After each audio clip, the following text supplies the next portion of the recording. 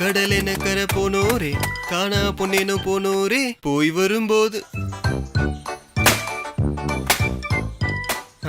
அட அண்ணா இந்த ரவுடிஸ் எல்லாம் பண்றதை விட்டுட்டு இப்ப திருந்துட்டீங்களா? டேய் கொஞ்சம் மெதுவா பேசுறா. நான் இந்த வேலைலாம் செய்யறது வேற யாருக்கும் தெரியாது. ஓ அப்படியா விஷயம்?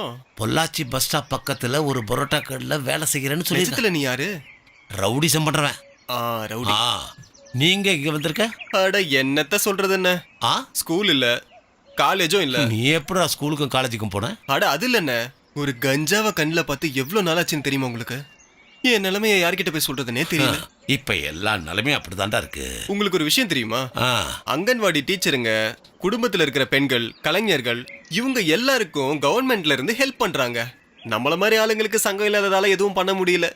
நம்ம எல்லாம் உதவி கேட்டு சிஎம் கிட்ட போனோம்னு வச்சுக்கேன், குண்டா சட்டத்துல போட்டு நம்மள உள்ள வச்சிருவாங்க. அதுவும் சரிதான். நம்ம ரவுடியா தான் பிறந்து தொலைச்சிட்டோம்ல. ஆமாண்ணே, நம்ம ஊர்ல அடிக்கடி உங்களை பார்க்கவே முடியலையே.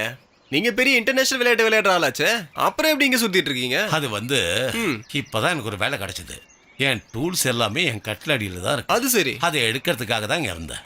வந்த நேரத்துல பிரதம மந்திரி சொன்னாரு, நீங்க எங்க இருக்கீங்களோ அப்படியே கண்டினியூ பண்ணிக்க. இல்லைன்னா இத்தனை காலம் நான் வீட்டுல இருந்து பாத்திருக்கியா நீ? அதனால எனக்கு ஒரு விஷயம் இப்ப புரிஞ்சிருச்சு. எது?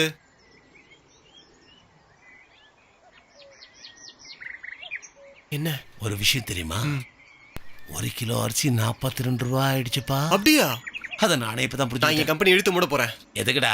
1 கிலோ மத்தி மீனுக்கு 240 ரூபாவா? அதுக்காக மீன்லாம் சாப்பிடாம விட்டுருவியா? சாப்பாடுங்க அது. ஓ டேய் இங்க பாரு. டேய் யாராவது கை கால வெட்டணும்னு சொல்றா. அது எதுக்கு? இந்த மாசம் கரண்ட் பில்ல கட்டணும்டா, நிறைய பணம் தேவை. அது நீங்க சொன்ன சரிதானே.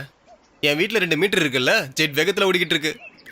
அடுத்த முறை நீங்க வேட்டைக்கு போகும்போது நானும் உங்க கூட வரவா? அது எதுக்குடா? இல்ல உங்கள மாதிரி நானும் ஒரு ரவுடி ஆகணும்னு எனக்கும் ஆசை இருக்கும்ல. அதுக்கு இப்ராஹிம் கூப்பிடு. எந்த இப்ராஹிம்?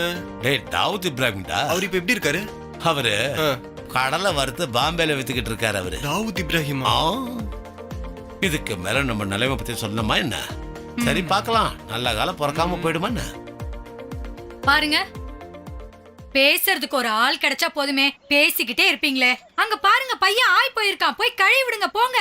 அத நீ செய்ய கூடாதா? நான் குழம்பு வச்சுக்கிட்டு இருக்கேன். மத்தியானம் மூக்கு முட்டை சாப்பிடணும்ல.